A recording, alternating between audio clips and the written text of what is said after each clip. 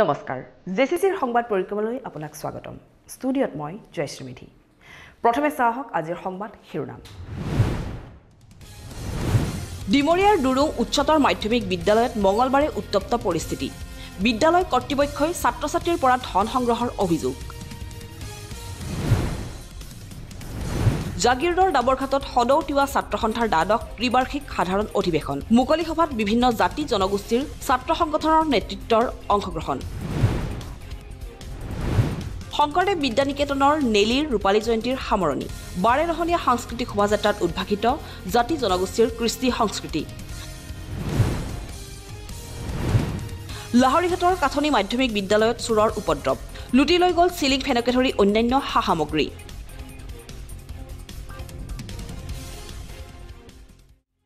এতিয়া চাওক বাতৰি বিস্তৃত ৰূপত জাগিৰোডৰ বাসন্তী নগৰত বৃহস্পতিবাৰৰ পৰা 5 দিনীয়াকৈ অনুষ্ঠিত হয় বাসন্তী পূজা বাসন্তী নগৰ পূজা সমিতিৰ উদ্যোগত আয়োজিত এই বাসন্তী পূজাত ভিন্ন প্ৰান্তৰ ভক্তৰ সমাগমেৰে এক উখল-মাখল পৰিৱেশৰ সৃষ্টি হয় দেৱীৰ শ্ৰীচৰণত ভক্তগণে পুষ্পাঞ্জলি অৰ্পণ কৰি আশীষ লোৱা পৰিলক্ষিত হয় জাগিৰোডৰ বাসন্তী নগৰত বৃহস্পতিবাৰৰ পৰা 5 দিনকৈ অনুষ্ঠিত কৰা হয় বাসন্তী পূজা বাসন্তী নগৰ পূজা সমিতিৰ উদ্যোগত অনুষ্ঠিত এই বাসন্তী পূজাত বৃহস্পতিবাৰে মাংগলিক ৰীতি-নীতিৰে দেৱীক প্ৰতিষ্ঠা কৰাৰ পিছতে শুকুৰবাৰে সপ্তমী আৰু শনিবাৰে অষ্টমীৰ পূজা যথাবিহিত ৰীতি-নীতিৰে সমাপন কৰা হয়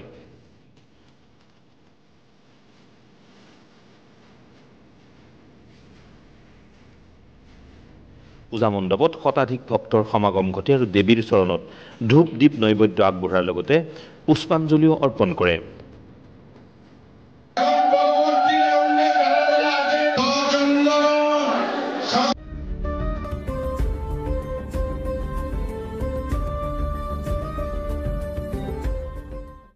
জাগিৰোড বাসন্তী নগৰৰ বাসন্তী পূজা আৰু 14তম পূজা বাসন্তী নগৰ অঞ্চলত আজি 14 বছৰ বিগত 14 বছৰ ধৰি বাসন্তী পূজা চলি আছে ইয়াতে বহুতো ভক্তপ্ৰাণ ৰাইজৰ সমাগম হয় জাগিৰোডবাসীৰ লগতে অসমবাসীৰ লগতে ভাৰতবৰ্ষৰ লগতে বিশ্ববাসীক শান্তিৰ প্ৰাৰ্থনা কৰিছে মাৰ ওচৰত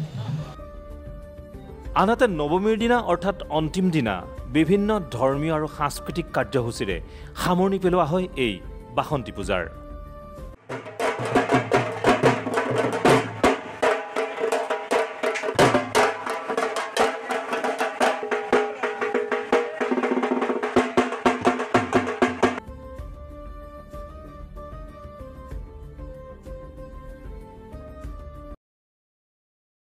শনিবাৰৰ পৰা জাগিৰোডৰ ডাবৰঘাটত বৰ্ণাঢ্য কাৰ্যসূচীৰে দুদিনীয়াকৈ অনুষ্ঠিত হয় সদৌ তিৱা ছাত্ৰ সন্থাৰ কেন্দ্ৰীয় অধিৱেশন তিৱা কৃষ্টি সংস্কৃতিৰ সমাহাৰ ঘটা এই অধিৱেশনত জনগোষ্ঠীটোৰ কল্যাণৰ হকে কেইবাটাও গুৰুত্বপূৰ্ণ প্ৰস্তাৱ গ্ৰহণ কৰা হয় অনুষ্ঠানত কেইবাগৰাকীও বিশিষ্ট ব্যক্তিয়ে অংশগ্ৰহণ কৰে জাগিৰোডৰ ডাবৰঘাটত দুদিনীয়াকৈ অনুষ্ঠিত হোৱা সদৌ তিৱা ছাত্ৰ সন্থাৰ ত্ৰিবাৰ্ষিক সাধাৰণ অধিৱেশন দেওবাৰে সামৰণি পৰে এই অধিৱেশনতে আগন্তুক 3টা বৰ্ষৰ বাবে এখন শক্তিশালী সমিতিও গঠন কৰা হয় প্ৰয়াত বানেশ্বৰ মাদাৰ ক্ষেত্ৰত অনুষ্ঠিত এই অধিৱেশনত প্ৰশান্ত মশ্ৰঙক সভাপতি আৰু তৰুণ মাদাৰক সাধাৰণ সম্পাদক হিচাপে লৈ 21জনীয়া নতুন সমিতিখন গঠন কৰা হয় অধিৱেশনত তিৱা জনগোষ্ঠীৰ উন্নয়নৰ হকে কেইবাটাও গুৰুত্বপূৰ্ণ প্ৰস্তাৱো গ্ৰহণ কৰা হয়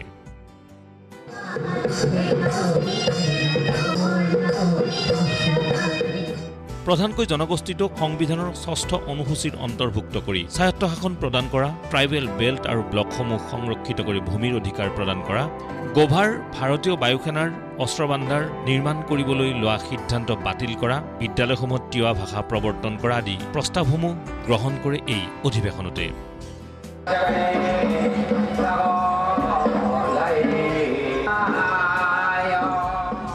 তিৱা জনগোষ্ঠীৰ ক্ষেত্ৰত যদি চৰকাৰে উদাসীন মনোভাৱ গ্ৰহণ কৰে তেনেহলে শীঘ্ৰেই এক গণতান্ত্ৰিক আন্দোলন ৰাজ্যজুৰি গঢ়ি তোলা হ'ব বুলি হুংকাৰ প্ৰদান কৰে নৱনিৰ্বাচিত সভাপতি প্ৰশান্ত মশ্ৰঙে আমাৰ প্ৰতিনিধি সভা হ'ল আৰু প্ৰতিনিধি সভাত এখন 21জনীয়া সমিতি গঠন কৰা হৈছে আৰু 21জনীয়া সমিতিত সভাপতি হিচাপে প্ৰশান্ত মচৰং আৰু সাধাৰণ সম্পাদক হিচাপে তৰুণ মাদাক ডাঙৰীয়াক লৈ 21জনীয়া এখন সমিতি গঠন কৰা হৈছে আৰু সেই প্ৰতিনিধি সভাতে কেইবাটাও গুৰুত্বপূৰ্ণ সিদ্ধান্ত গ্ৰহণ কৰা হৈছে প্ৰস্তাৱ গ্ৰহণ কৰা হৈছে প্ৰথম প্ৰস্তাৱটোৱে হৈছে যে ভাৰতীয় সংবিধানত 6ষ্ঠ অনুসূচীত তিৱা সাহিত্য পৰিষদ প্ৰদান কৰা যি দাবী আছিলে সেই দাবীৰ ক্ষেত্ৰত অসম চৰকাৰ কেন্দ্ৰীয় চৰকাৰ আৰু ভাৰত চৰকাৰ আৰু সংগঠন ত্ৰিবাৰ্ষিক বৈঠক অনুষ্ঠিত কৰিবৰ কাৰণে যোৱা প্ৰতিনিধি সভাই এক প্ৰস্তাৱ গ্ৰহণ কৰিছে আৰু দ্বিতীয় কথাটো হৈছে অসম চৰকাৰে ভাৰতীয় যি শিক্ষানীতি সেই শিক্ষানীতিৰ জৰিয়তে ভাষা শিক্ষক নিযুক্তি দিয়া কথাটো আনিছে 98খন যি ভাষা শিক্ষক নিযুক্তি দিয়াৰ যি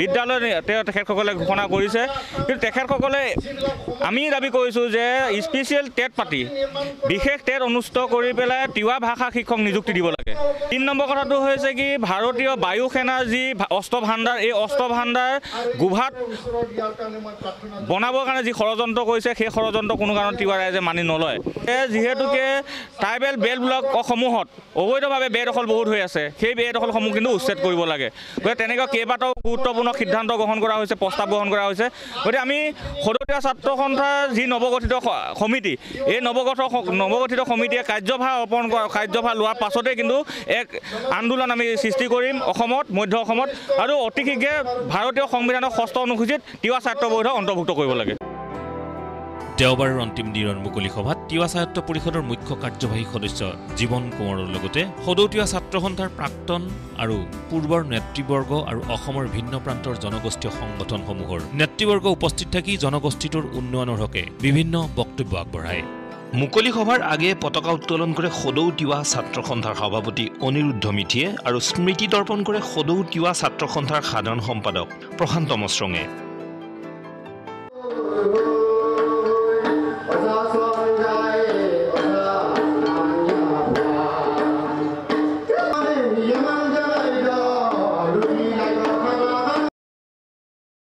পদূলিত হেঁপাহৰ বহাগ ঢোল পেপাৰ মাতত মুখৰ চৌদিশ ৰাজ্যৰ প্ৰান্তে প্ৰান্তে চলিছে বিহুৰ আখৰা জাগিৰোডৰ জাগিভকত গাঁও আছুৰ উদ্যোগতো 10 দিনীয়াকৈ আয়োজিত হৈছে বিহু নাচ আৰু ঢোল বাদনৰ কৰ্মশালা কেইবা শতাধিক ছাত্ৰ ছাত্ৰীয়ে এই কৰ্মশালাত অংশগ্ৰহণ কৰি সৃষ্টি কৰিছে এক উৎসৱমুখৰ পৰিৱেশৰ জাগিৰোডৰ জাগিভকত গাঁও আঞ্চলিক ছাত্ৰ সন্থাৰ উদ্যোগত জাগি উচ্চতৰ মাধ্যমিক বিদ্যালয়ৰ খেলপথাৰত বৃহস্পতিবাৰৰ পৰা আৰম্ভ হৈছে বিহু নাচ আৰু ঢোল বাদনৰ কৰ্মশালা 10 দিনীয়াকৈ অনুষ্ঠিত এই কৰ্মশালা বৃহস্পতিবাৰে বিয়লি আনুষ্ঠানিকভাৱে উদ্বোধন কৰে মৰিগাঁও জিলাৰ সাংস্কৃতিক উন্নয়ন বিষয়া অংশুমান দত্তই অনুষ্ঠানত অংশগ্ৰহণ কৰি শুভেচ্ছামূলক বাৰ্তা আগবঢ়াই মায়ং শিক্ষা খণ্ডৰ খণ্ড প্ৰাথমিক বিষয়া লেখামণি হিৰাই অনুষ্ঠানত সদৌ মৰিগাঁও জিলা ছাত্ৰ সন্থাৰ উপদেষ্টা অংকুৰ ডেকা সুমিত ভাগৱতীকে ধৰি জিলা ছাত্ৰ সন্থাৰ অন্যান্য কেইবাগৰাকীও বিষয়ববীয়াও উপস্থিত থাকে অসম ছাত্ৰ সন্থাৰ ভকত গাঁৱৰ মানে আঞ্চলিকৰ যিটো পদক্ষেপ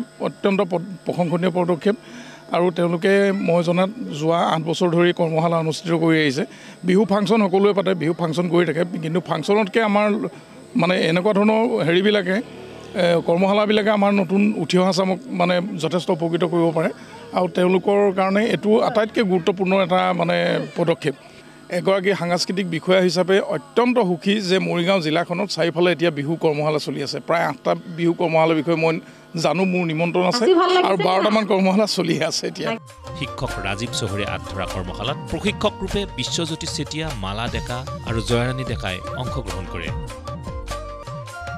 কৰ্মশালাত 2 শতাধিক ছাত্ৰ ছাত্ৰীয়ে অংশগ্ৰহণ কৰি এক উখল মাখল পৰিৱেশৰ সৃষ্টি কৰে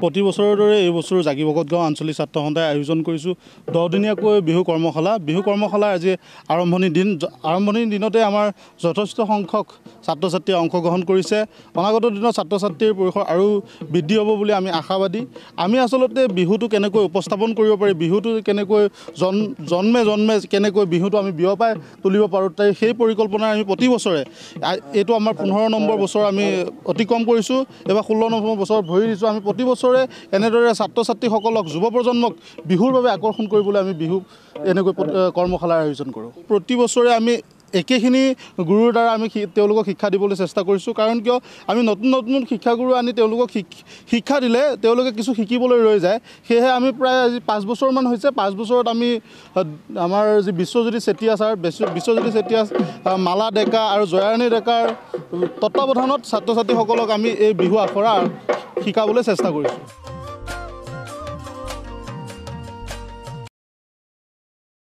ডিমৰীয়াৰ দুৰুং উচ্চতৰ মাধ্যমিক বিদ্যালয় চৌহদত মঙলবাৰে পুৱাই সৃষ্টি হয় এক উত্তপ্ত পৰিস্থিতিৰ। বিদ্যালয় কৰ্তৃপক্ষই পৰিচালনা কমিটিৰ সৈতে লগ হৈ দুখীয়া ছাত্ৰ ছাত্ৰীসকলৰ পৰা নামভৰ্তি আৰু কিতাপ প্ৰদানৰ বিনিময়ত ধন সংগ্ৰহৰ অভিযোগ উত্থাপন কৰে অভিভাৱকসকলে। ইয়াকে লৈ বিদ্যালয় কৰ্তৃপক্ষক জবাবদিহি কৰে ক্ষুব্ধ স্থানীয় জনতাই। ডিমৰীয়াৰ দুৰুং উচ্চতৰ মাধ্যমিক বিদ্যালয়ত মঙলবাৰে উত্তপ্ত পৰিস্থিতি। ছাত্ৰ ছাত্ৰীৰ নামভৰ্তি আৰু কিতাপ যোগান ধৰাৰ নামত ধন সংগ্ৰহৰ অভিযোগ বিদ্যালয় কৰ্তৃপক্ষৰ বিৰুদ্ধে। ক্ষুব্ধ একাংশ অভিভাৱকে ঘেৰাও কৰিলে বিদ্যালয়খন। ল'ৰা দুটা আছে, ফাৰ্ষ্ট ক্লাছ 6ত এডমিশ্যন লৈছে 3.5 টকা দিছো, আৰু জন আছে 9ত পঢ়ি আছে, 9ত 5.5 টকাকে লৈছে ছাৰহঁতে। এতিয়া খালি সেইটো নাজানো কিহৰ কাৰণে লৈছে, এডমিশ্যনৰ কাৰণে লৈছে বুলি কৈছে। নাই, পইচা ল'ব নোৱাৰে চৰকাৰৰ পৰা। তাৰপিছত আকৌ কিতাপ ল'ব আহিছে, কালি সিহঁতক ঘূৰাই দিছে, কিতাপ নিদিয়ে 500 টকাকে লাগে। ল'ৰা ছোৱালীবিলাকে কান্দি আছে ঘৰত গৈ কিনে, মা 500 টকা লাগে, আমাক কিতাপ দিয়া নাই। শিক্ষাৰ্থীৰ পৰা 800ৰ পৰা 1000 টকা পৰ্যন্ত লোৱাৰ অভিযোগ বিদ্যালয় কৰ্তৃপক্ষৰ বিৰুদ্ধে। ৰাইজৰ দাবী, চৰকাৰে সকলো বিনামূলীয়া কৰি দিয়াৰ পিছতো কৰ্তৃত্বহীনভাৱে প্ৰধান শিক্ষকে দুখীয়া ছাত্ৰ ছাত্ৰীৰ পৰা কেনেদৰে সংগ্ৰহ কৰিছে ধন। ঘৰত যাইকে কৈছে, ছোৱালীকেইটাই কৈছে ঘৰত যাইকে পেলাই কান্দি কান্দি কৈছে, কালি কান্দি যায় দেউতা 500 টকা নিদিয়ে, কিতাপ নিদিয়ে আমাক, কি ক'ম এতিয়া। আৰু এডমিশ্যনৰ কাৰণে আৰু পইচা লৈছে। টোটেল কিমান পইচা? 1200 টকা। অঁ, এজনৰ পৰা। বহুত আছে, 1300 আছে বোলে, 1300। আকৌ লাইটৰ বিলৰ কাৰণে আমাৰ ছাত্ৰৰ পৰা লৈ আছে পইচাবিলাক। সৰস্বতী পূজাটো লয়।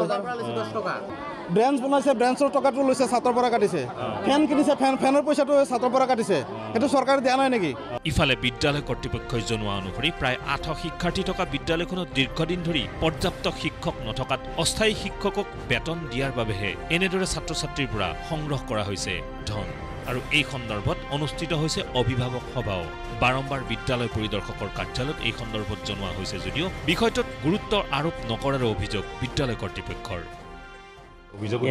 এডমিশ্যনৰ নামত ঠিক নহয়, ইয়াতে আপোনাৰ এক্সামিশ্যন ফি, তাৰপিছত কিবা ইলেক্ট্ৰিক ফি, তাৰপিছত সৰস্বতী পূজাৰ ফি, এনেকৈ লোৱা গৈছে। একেলগে কিমান লৈছে আপোনাৰ হাই ছেকশ্যনত 550, LP ছেকশ্যনত 200, আৰু আপোনাৰ ME ছেকশ্যনত 350। এডমিশ্যনৰ নামত আপোনাৰ ল'ৰা ছোৱালীৰ যিখিনি মানে পৰীক্ষাৰ ফিজ, পৰীক্ষাৰ ফিজখিনি এডভান্স তুলিছে, পৰীক্ষাৰ সময়ত লাগে কাৰণে নিদিব বুলি। আৰু ইয়াৰ উপৰি তাৰমানে অভিভাৱকৰ লগত মিটিং পতা গৈছিলে, তাত মানে আলোচনা হৈছিল যিহেতু আমাৰ শিক্ষক কম, আৰু শিক্ষক কম হোৱাৰ কাৰণে শিক্ষাৰ ক্ষেত্ৰত যথেষ্ট আমাৰ অসুবিধা হৈছে।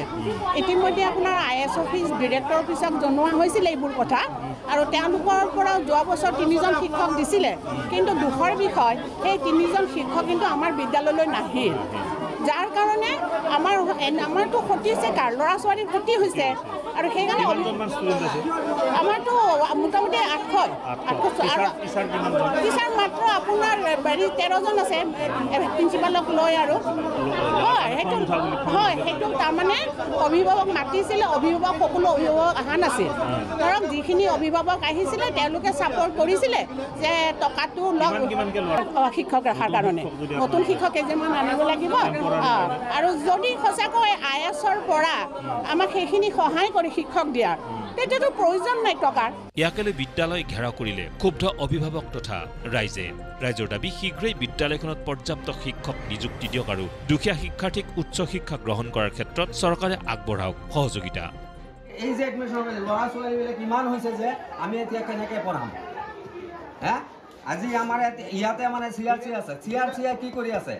তেওঁৰতো এই কেইটামান স্কুলৰ দায়িত্ব আছে। কি নাম CRC? দায়িত্ব বাবুল দাস, তেওঁৰতো মানে দায়িত্ব আছে। তেওঁ কি কৰি আছে? আৰু আমাৰ স্কুলৰ প্ৰেচিডেণ্টে কি কৰি আছে? আমি তাৰমানে শিক্ষামন্ত্ৰীক এইটোৱে আহ্বান জনাইছোঁ যে আজি আমাৰ এই দুৰুং হাই স্কুলত এনেকুৱা মানে এই দুৰ্নীতি চলিছে, আৰু আপোনাৰ এডমিশ্যন ফিজ 350 টকা আৰু কিতাপৰ 500 550 টকা এনেকুৱা লৈ আছে। গতিকে এইটো আপোনালোকৰ সংবিধানত আছে না নাই? যদি আছে তেনেহ'লে আপোনালোকে মানে আমাক জনাক, আমি মানে এইটো যাতে তেওঁ মানে বিবেচনা কৰে আৰু এইটো কিহৰ কাৰণে এইটো উচিত তদন্ত কৰাৰ কাৰণে তেওঁক আমি কৰজোৰে প্ৰাৰ্থনা কৰিছোঁ।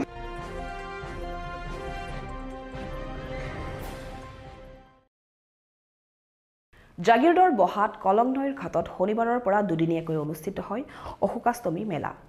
প্ৰথম দিনা পুৱাৰে পৰা ভিন্ন প্ৰান্তৰ ভক্তই কলং নৈৰ এই স্থানত উপস্থিত হৈ অংশগ্ৰহণ কৰে অশোকাষ্টমী স্নানত। আনহাতে ডিমৰীয়াৰ পূব মালৈবাৰীতো এদিনীয়াকৈ অনুষ্ঠিত হয় এই মেলা। এই সন্দৰ্ভত চাওঁ হওক আমাৰ এক বিশেষ প্ৰতিবেদন। শনিবাৰে পবিত্ৰ অশোকাষ্টমী উপলক্ষে মায়াঙৰ বহাৰ কলং নৈৰ ঘাটত কাহিলি পুৱাৰে পৰা দেখিবলৈ পোৱা গ'ল ভিন্ন প্ৰান্তৰ ভক্তৰ সমাগম। অংশগ্ৰহণ কৰিলে অশোকাষ্টমী স্নানত। প্ৰবাদ অনুসৰি এই বিশেষ দিনটোত নৈত স্নান কৰিলে আত্মাৰ হয় শুদ্ধিকৰণ। সেয়েহে মধ্য অসমৰ ভিন্ন প্ৰান্তৰ কেইবা সহস্ৰাধিক ভক্তপ্ৰাণ ৰাইজে এনেদৰে স্নানৰ বাবে ভিৰ কৰে বহাস্থিত অশোকাষ্টমী ঘাটত। মই মৰিগাঁৱৰ পৰা আহিছোঁ। মৰিগাঁৱত দীঘলপুৰী ৰূপহীপুৰী বুলি গাঁওখনৰ নাম। তাৰপাছত মই ইয়াৰ প্ৰতি বছৰে আহোঁ মহা অষ্টমী উপলক্ষে।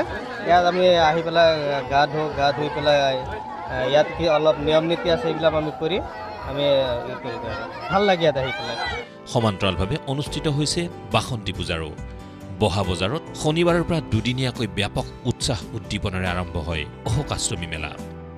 জাতি ধৰ্ম বৰ্ণ নিৰ্বিশেষে এক মহামিলনৰ তীৰ্থভূমিলৈ ৰূপান্তৰিত হয় বহা। আনহাতে সমীপতে অৱস্থিত এছিয়াৰ সৰ্ববৃহৎ গণেশৰ শিলাখণ্ড থকা বহা গণেশ মন্দিৰতো দেখা গ'ল ভক্তৰ সমাগম। আজি মহা অশোকাষ্টমী।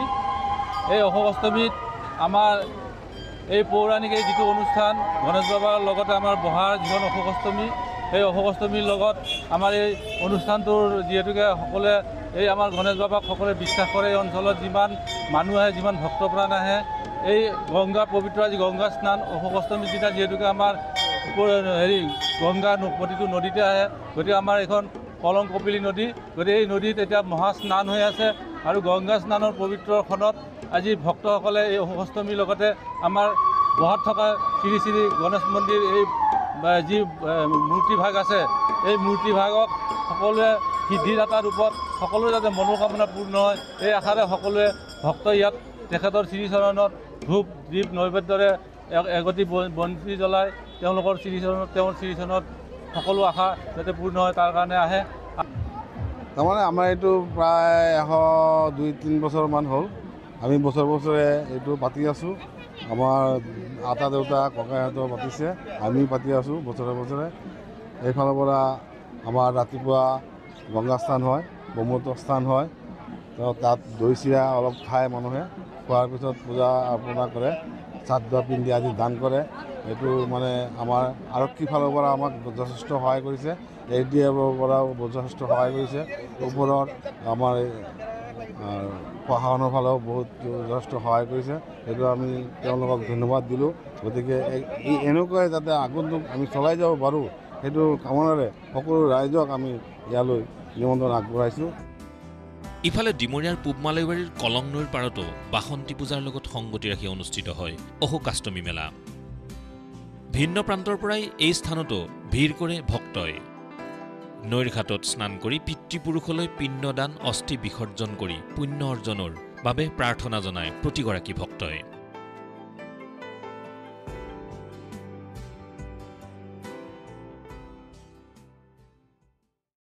আজিৰ এই দিনটো মহা অষ্টমী তিথি। জনবিশ্বাস মতে অষ্টমী তিথিত ভগৱতী মা দুৰ্গাৰ আৰাধনা কৰিলে গোটেই বছৰটোৰ কাৰণে শক্তি লাভ হয়।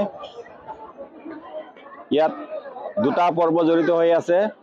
আজি অষ্টমী তিথি উপলক্ষে আমাৰ কলং নদীৰ পূব মালৈবাৰী ঘাটত স্নানৰ আয়োজন কৰা হৈছে। ভক্তপ্ৰাণ ৰাইজে এই সময়ত পিতৃ মাতৃ আৰু পূৰ্বপুৰুষৰ উদ্দেশ্যে পিণ্ডদান কৰে, অস্থি বিসৰ্জন কৰে।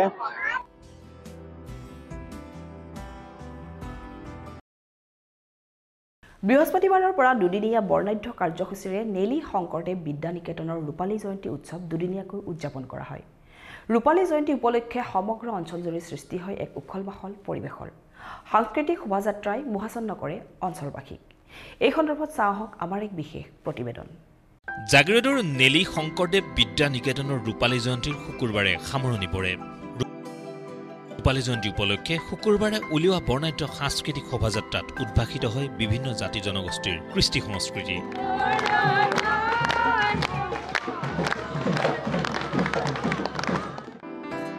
সাংস্কৃতিক শোভাযাত্ৰা উদ্বোধন কৰে সীতাজখলা দুগ্ধ উৎপাদক সমবায় সমিতিৰ অধ্যক্ষ ৰঞ্জীৱ শৰ্মাই। নিকেতনখনৰ আচাৰ্য শিক্ষাৰ্থী অভিভাৱকৰ লগতে প্ৰাক্তন ছাত্ৰ ভাৰতী পৰিচালনা সমিতিৰ বিষয়ববীয়া শিল্পী কলাকুশলী তথা বিভিন্ন সাংস্কৃতিক দলে অংশগ্ৰহণ কৰা এই শোভাযাত্ৰাত উপস্থিত থাকে কেইবাগৰাকীও বিশিষ্ট ব্যক্তিও। আনহাতে ইয়াৰ পাছতে আয়োজিত মুকলি সভাত উদযাপন সমিতিৰ সভাপতি নাৰায়ণ ৰাডুকাকতিয়ে সভাপতিত্ব কৰে। সভাত মুখ্য অতিথি হিচাপে উপস্থিত থাকে অখিল ভাৰতীয় ইতিহাস সংকলন যোজনা নতুন দিল্লীৰ ৰাষ্ট্ৰীয় মহাসচিব হেমন্ত সিং মজুমদাৰে। আনহাতে এই মুকলি সভাতে ৰূপালী দৰ্পণ শীৰ্ষক এখনি স্মৃতিগ্ৰন্থ উন্মোচন কৰে বিদ্যাভাৰতীৰ পূৰ্বোত্তৰ ক্ষেত্ৰ সচিব অম্বিকাগিৰি ৰায়চৌধুৰীৰ নাতি ডক্টৰ জগদ্দীন্দ্ৰ ৰায়চৌধুৰীয়ে। সভাত কেইবাগৰাকীও বিশিষ্ট ব্যক্তি উপস্থিত থাকি শিক্ষাৰ্থীসকলক উদ্দেশ্যি বক্তব্য আগবঢ়ায়। নেলি শংকৰদেৱ বিদ্যা নিকেতনখনে 25টা বছৰ পূৰ হোৱাত 3-4 এপ্ৰিল দুদিনীয়া কাৰ্যসূচীৰে আমি ৰূপালী জয়ন্তী উৎসৱ উদযাপন কৰিছোঁ। এই উদযাপন কৰিবলৈ যাওঁতে উদযাপন কমিটিৰ সম্পাদক হিচাপে মোক স্থানীয় ৰাইজ আৰু আমাৰ উদযাপন কমিটিৰ সমূহ বিষয়ববীয়াই যথেষ্টখিনি সহায় কৰিছে। আনহাতে প্ৰথম দিনা কেইবাটাও আকৰ্ষণীয় কাৰ্যসূচীৰ লগতে সম্পন্ন হয় পতাকা উত্তোলন কাৰ্যসূচী। এই কাৰ্যসূচীত মূল পতাকাখন সভাপতি নাৰায়ণ ৰাডুকাকতিয়ে উত্তোলন কৰাৰ সমান্তৰালভাৱে বৃহত্তৰ নেলি অঞ্চলৰ 24গৰাকী অন্য বিশিষ্ট ব্যক্তিয়ে আন পতাকাসমূহ উত্তোলন কৰে।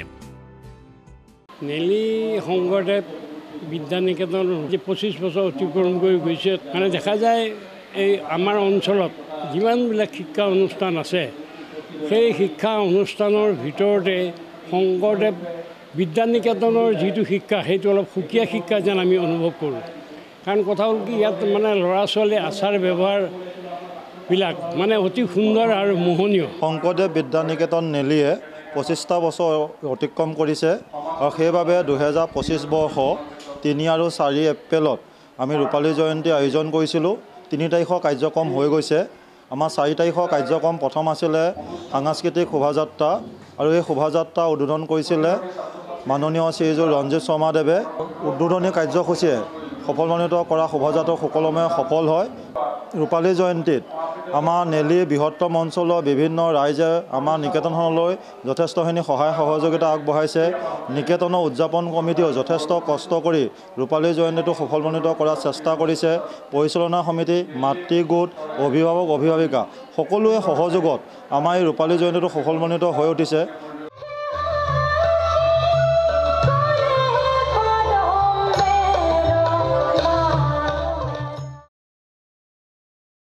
জাগিৰোডৰ ডাবৰঘাটত চামাদি পৰিচালনা সমিতিৰ উদ্যোগত বৃহস্পতিবাৰে উদযাপন কৰা হয় তিৱাসকলৰ কৃষিভিত্তিক উৎসৱ সাগ্ৰাখাম। এই উৎসৱৰ যোগেৰে তিৱা জনগোষ্ঠীয়ে ইষ্টদেৱতাক স্মৰণ কৰি আৰম্ভ কৰে তেওঁলোকৰ কৃষিকাৰ্য। পৰম্পৰা অক্ষুণ্ণ ৰাখি আয়োজন কৰা এই উৎসৱত তিৱাসকলে অংশগ্ৰহণ কৰে। তিৱা জনগোষ্ঠীৰ অন্যতম কৃষিভিত্তিক উৎসৱ সগ্ৰাখাম উৎসৱ। প্ৰতি বছৰে ফাগুন চ'ত মাহত মদাৰ আৰু শিমলু ফুলাৰ সময়ত এই সগ্ৰাখাম উৎসৱ পালন কৰে তিৱা জনগোষ্ঠীয় লোকসকলে। এইবেলেও জাগিৰোডৰ ডাবৰঘাটত অনুষ্ঠিত কৰা হয় এই কৃষিভিত্তিক লোক উৎসৱটি। ডাবৰঘাট চামাদি পৰিচালনা সমিতিৰ উদ্যোগত আয়োজন কৰা সগ্ৰাখাম উৎসৱটি পৰম্পৰাগত টখৰাপালা মিছাৱা লোকনৃত্য অনুষ্ঠানেৰে সামৰণি পৰে। এই উৎসৱ উদযাপনৰ পিছতহে তিৱা জনগোষ্ঠীয় লোকসকলে কৃষিকাৰ্য আৰম্ভ কৰাটো এক পৰম্পৰা। এই উৎসৱৰ সৈতে ঐতিহাসিক গোভা দেউৰজাৰ জোনবিল মেলাৰ সৈতেও আছে এক এৰাব নোৱাৰা সম্পৰ্ক। কিয়নো জোনবিল মেলাৰ পৰা বিনিময় কৰি অনা মাছৰ বিশেষ প্ৰয়োজনীয়তা আছে এই উৎসৱত। আনহাতে এই উৎসৱ উদযাপনৰ পূৰ্বে তামোল পাণ নোখোৱাটো তিৱা জনগোষ্ঠীয় লোকৰ মাজত তাহানিৰে পৰা চলি আহিছে এক পৰম্পৰা। এনেদৰেই তিৱাসকলৰ লগতে সমগ্ৰ মানৱ জাতিৰ মংগল আৰু কৃষি কাৰ্যত যাতে কোনো হানি বিঘিনি নহয় তাৰ কামনাৰে প্ৰতি বছৰে পালন কৰা হয় এই বিশেষ উৎসৱটি। আমাৰ তিৱা জনগোষ্ঠীৰ চক্ৰা হ'ল তিৱাসকলৰ এটা কৃষিকেন্দ্ৰিক উৎসৱ আৰু এই চক্ৰা উৎসৱটো আমি বিশেষকৈ আমি মদাৰ শিমলু ফুল ফুলাৰ লগে লগে আমি চক্ৰা উৎসৱ আয়োজন কৰোঁ আৰু বিশেষকৈ আমি চক্ৰা উৎসৱটো আমি এইটোৰ কাৰণে আয়োজন কৰা হয় আপোনাৰ যেটা নেকি আমি মানে তামোল আমি চক্ৰা উৎসৱ নোহোৱালৈকে আমি তামোল পাণ নাখাওঁ তিৱা জনগোষ্ঠীয়ে কিন্তু মানে বিপদ আপদ হ'লে আমি তামোল পাণ ব্যৱহাৰ কৰোঁ যদিও আমি কিন্তু তামোল পাণ নাখাওঁ কিন্তু এই উৎসৱত যেতিয়া আমাৰ দেও দেৱী আৰু আপোনাৰ যিসকল মৃত্যু হোৱা ব্যক্তি সেইসকলক আমি তামোল পাণ দি যিখিনি সেৱা শুশ্ৰূষা কৰাৰ পাছত আমি তামোল খোৱা আয়োজন কৰোঁ আৰু তাৰ কাৰণে আমি প্ৰতি বছৰে বিশেষকৈ আমি ফাগুন চ'ত মাহত আমি চক্ৰা উৎসৱ আয়োজন কৰোঁ ইয়াৰ লগত আমাৰ বিশেষকৈ তিৱাসকলৰ মানে বিশ্বৰ পৰিস্থিতি জোনবিল মেলা সেই জোনবিল মেলাত যিটো মাছ আমি শুকান মাছ শুকাই মানে যিটো কেঁচা মাছটো আমি সলাই কিনে যিটো শুকাই ৰাখোঁ সেই মাছৰ চেনাটোকে আমি এই চক্ৰা উৎসৱৰ আয়োজন মানে চক্ৰা উৎসৱ মৃত্যু ব্যক্তি আৰু আপোনাৰ তিৱাসকলৰ প্ৰতিটো ফুলৰ দেও দেৱীসকলক আমি পূজা পাৰ্বণ কৰোঁ টখৰা পালা হৈছে তিৱা জনগোষ্ঠীৰ মানে বিশেষকৈ চামাদ উত্তোলন কৰাৰ সময়ত উৎসৱ মানে চামাদ উত্তোলন কৰাৰ সময়ত আমি টখৰা পালা নৃত্য কৰাৰ লগতে আমি চক্ৰা উৎসৱৰ সামৰণি অনুষ্ঠান এই চক্ৰা মানে টখৰা পালা অনুষ্ঠান আয়োজন কৰোঁ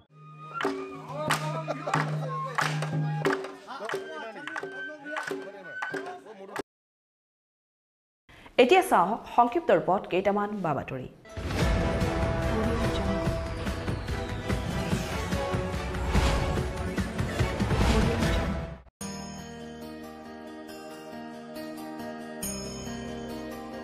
বৰপাক গাঁও উন্নয়ন সমিতিৰ এটি গোট বৰপাক নব্য সমাজৰ উদ্যোগত বৃহস্পতিবাৰে দিনজোৰা কাৰ্যসূচীৰে শ্ৰী শ্ৰী শীতলা মাৰ পূজাভাগী অনুষ্ঠিত কৰা হয়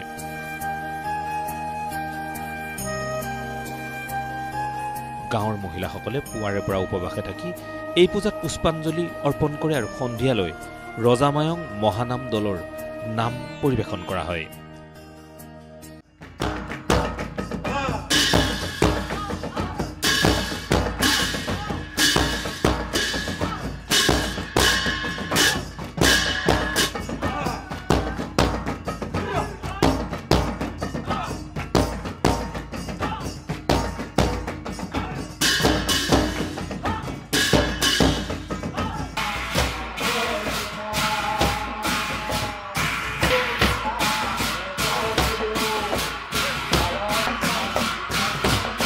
কাৰ্যসূচীত অঞ্চলটোৰ ভক্তপ্ৰাণ ৰাইজে অংশগ্ৰহণ কৰে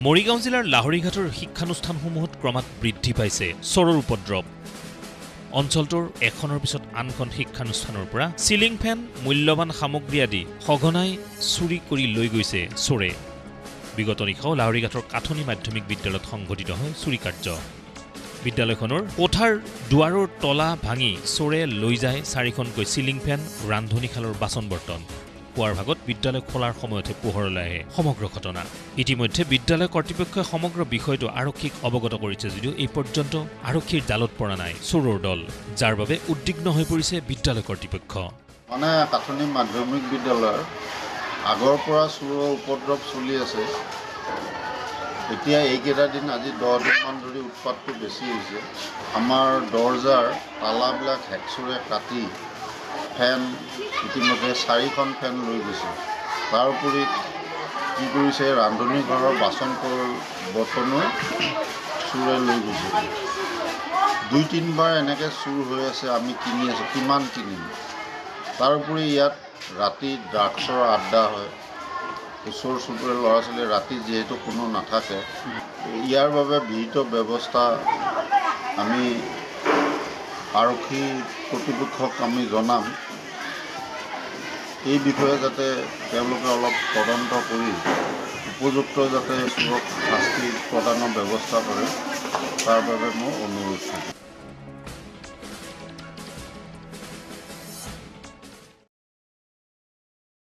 জাগিৰোডৰ ঝাৰগাঁও শিমুলতলাত বৃহস্পতিবাৰৰ পৰা 5 দিনকৈ অনুষ্ঠিত হোৱা বাসন্তী পূজাৰ সোমবাৰে সামৰণি পৰে শ্ৰী শ্ৰী বাসন্তী দুৰ্গা পূজা উদযাপন সমিতিৰ উদ্যোগত অনুষ্ঠিত এই বাসন্তী পূজাত প্ৰতিদিনে ভিন্ন প্ৰান্তৰ ভক্ত উপস্থিত হৈ দেৱীৰ শ্ৰীচৰণত পুষ্পাঞ্জলি আগবঢ়ায় শ্ৰী শ্ৰী বাসন্তী দুৰ্গা পূজা উদযাপন সমিতি শিমুলতলা প্ৰতি বছৰেই আমি শ্ৰী শ্ৰী বাসন্তী দুৰ্গা পূজা আমি উদযাপন কৰি আহিছোঁ সকলোৱে প্ৰতি বছৰে এই উৎসৱ পালন কৰোঁ যাতে আমাৰ পাৰিপাৰ্শ্বিক ওচৰ চুবুৰীয়া সকলোৱে আমি মংগলৰ অধিকাৰী হৈ উঠিব পাৰোঁ। পূজা উপলক্ষে নৱমীৰ সন্ধ্যা আৰতি আৰু আধুনিক নৃত্য প্ৰতিযোগিতা অনুষ্ঠিত হোৱাৰ লগতে প্ৰতিদিনে বিভিন্ন আধ্যাত্মিক কাৰ্যসূচী ৰূপায়িত হয়। অনুষ্ঠানত সৰ্বস্তৰৰ ৰাইজৰ অংশগ্ৰহণে এক উখল মাখল পৰিৱেশৰ সৃষ্টি কৰে। 1970 চনৰ পৰা আমি শ্ৰী শ্ৰী বাসন্তী দুৰ্গা দেৱীৰ শ্ৰীচৰণত আমি পুষ্পাঞ্জলি অৰ্পণ কৰি আহিছোঁ আৰু আগন্তুক দিনলৈ আমি এই পৰম্পৰা অটুট ৰাখিবলৈ আমি যত্ন কৰিম আৰু এই চেগতে যি কেইজন মহাপুৰুষৰ মানে ত্যাগৰ বিনিময়ত আমাৰ এই শিমলতলা শ্ৰী শ্ৰী বাসন্তী দুৰ্গা উদযাপন সমিতি গঠন হৈছিলে আৰু এই অনুষ্ঠানটো গঠিত হৈছিলে।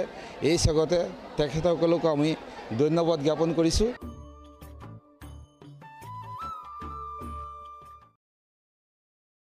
সোমবাৰে সামৰণি পৰিল ডিমৰীয়া মহাবিদ্যালয়ৰ মহাবিদ্যালয় সপ্তাহৰ। ক্ষেত্ৰীস্থিত ডিমৰীয়া মহাবিদ্যালয়ৰ ছাত্ৰ একতা সভাৰ উদ্যোগত শিক্ষাৰ্থীসকলক শাৰীৰিক আৰু মানসিক উৎকৰ্ষ সাধনৰ অৰ্থে অনুষ্ঠিত হয় বিভিন্ন প্ৰতিযোগিতাৰ। সামৰণিৰ দিনটোত অনুষ্ঠিত হয় বঁটা বিতৰণী আৰু মুকলি সভা। মুকলি সভাত অতিথি হিচাপে উপস্থিত থাকে বিশিষ্ট শিক্ষাবিদ, লেখক দিগন্ত বিশ্ব শৰ্মা, লোক সংস্কৃতিৰ গৱেষক মুৰলীধৰ দাস, অৱসৰপ্ৰাপ্ত শিক্ষক ৰবীন্দ্ৰনাথ ডেকা, মহাবিদ্যালয়ৰ ভাৰপ্ৰাপ্ত অধ্যক্ষ প্ৰমুখ্যে কেইবাগৰাকীও বিশিষ্ট ব্যক্তি। আজি অন্তিম দিনত মুকলি সভা আৰু বঁটা বিতৰণী সভা অনুষ্ঠিত হৈছে। আমি আমাৰ মাজত মুকলি সভাৰ মুখ্য অতিথি হিচাপে আমি মাতি আনিছিলোঁ আমাৰ নামধন্য অনুবাদক একাডেমি বঁটা পোৱা আৰু অৰবিন্দ শিক্ষাৰ লগত জড়িত গৱেষক অনুবাদক দিগন্ত বিশ্ব শৰ্মাদক। তেখেতে বহুমূলীয়া ভাষণেৰে আমাক উপকৃত কৰিছে আৰু লগতে আমাৰ ইয়াত উপস্থিত আছিলে আমাৰ প্ৰতিষ্ঠাকাৰৰ লগত জড়িত শ্ৰীযুত ৰবীন ডেকা আৰু আছিলে আমাৰ শ্ৰীযুত মুৰলীধৰ দাস। সিহঁতসকলে আমাক বহুমূলীয়া দুবৰে আমাৰ ছাত্ৰ ছাত্ৰীসকলক উপকৃত কৰিছে। বিশিষ্ট শিক্ষাবিদ দিগন্ত বিশ্ব শৰ্মাই উপস্থিত ছাত্ৰ ছাত্ৰীক উদ্দেশ্যি তত্ত্বগধুৰ ভাষণ প্ৰদান কৰে। আমাৰ সাধনাৰ এক অবিচ্ছেদ্য অংগ। It has become almost an inseparable part of my life, inseparable part of my sadhana. মোৰ নিজৰ কোনো দৃষ্টি নাই, মই পণ্ডিত নহওঁ, মোৰ পাণ্ডিত্যও নাই। মই দৃষ্টি পাইছোঁ মাটিৰ পৃথিৱীৰ দিব্য জীৱনৰ স্বপ্নদ্ৰষ্টা মহাযোগী মহাযোগী শ্ৰী অৰবিন্দৰ পৰা। আনহাতে আবেলি অনুষ্ঠিত সাংস্কৃতিক অনুষ্ঠানত শিক্ষাৰ্থীসকলে বিভিন্ন নৃত্য গীত পৰিৱেশন কৰাৰ পিছতে কণ্ঠশিল্পী ৰাকেশ ৰিয়ানে গীত পৰিৱেশন কৰি সকলোকে আপ্লুত কৰে।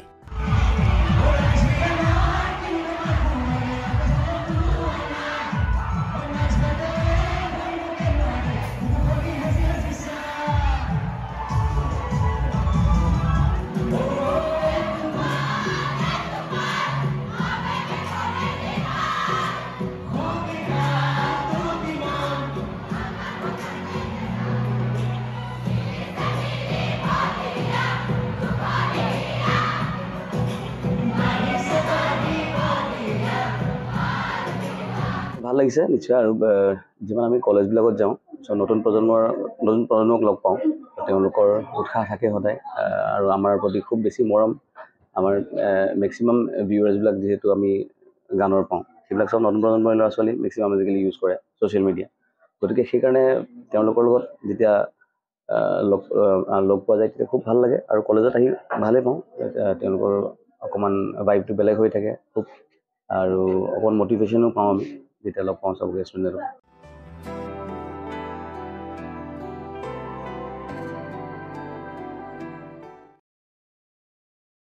আজিৰ সংবাদ পৰিক্ৰমা ইমানতে সামৰিছোঁ। জাগিৰোড, মৰিগাঁও আৰু ইয়াৰ কাষৰীয়া বিভিন্ন অঞ্চলৰ বা বাতৰিলৈ আমি আপোনালোকৰ মাজলৈ আহোঁ প্ৰতি বুধবাৰে সন্ধিয়া আৰু বৃহস্পতিবাৰে পুৱা। গতিকে চাবলৈ নাপাহৰিব আপোনালোকৰ প্ৰিয় অনুষ্ঠান JCCৰ সংবাদ পৰিক্ৰমা। ধন্যবাদ।